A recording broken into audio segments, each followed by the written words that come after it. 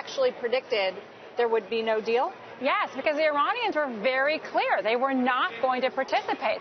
And Saudi Arabia shifted their position in the last couple of weeks. A couple of weeks ago, the Saudis said, we're fine with the deal, even if it doesn't involve Iran. Then Mohammed bin Salman, Saudi's deputy crown prince, who really runs the entire country, said, no, I'm not pulling back production if Iran doesn't do it. So all of us have to freeze together.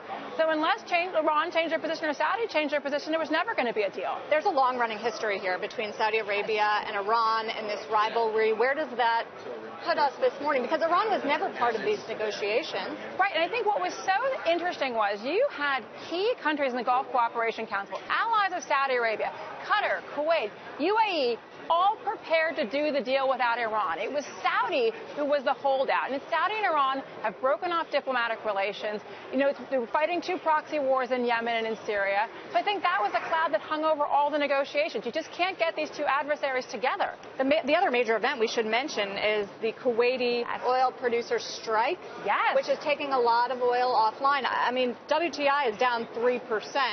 A lot of people writing this morning it would be down a lot worse if not for that Kuwait strike. We have 2 million Kuwaiti barrels off the market right now. We have to watch the duration of this strike, but if it goes on, that supply overhang is wiped out of the market. And one of the things we're really starting to see is as the producer countries face stress, like the Nigerians, we're starting to see their production come down because of renewed tension with their population. So how long could this go on for, do you think? Well, my friends who cover Kuwait say its expectation is 2 weeks, but we'll know in the next couple of days whether it becomes more generalized. Populations do not like austerity measures. So the question is, does it become a bigger revolt against these cutbacks? What about Iran itself? Because you just dig down on that for us. I mean, what is the state of the infrastructure in Iran? How are they producing?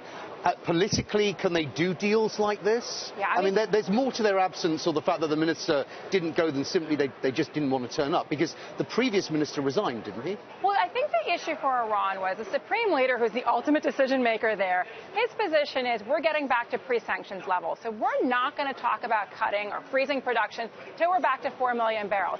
Now, the Iranians can probably add 500,000 or 600,000 barrels of new production. They've added 400 so far.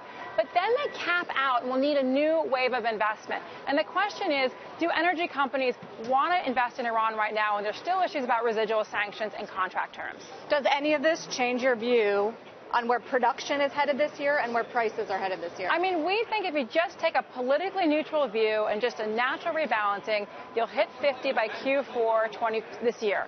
But we're watching actually the supply disruptions, because if you start to see more crude coming off the market, that's a faster path to 50.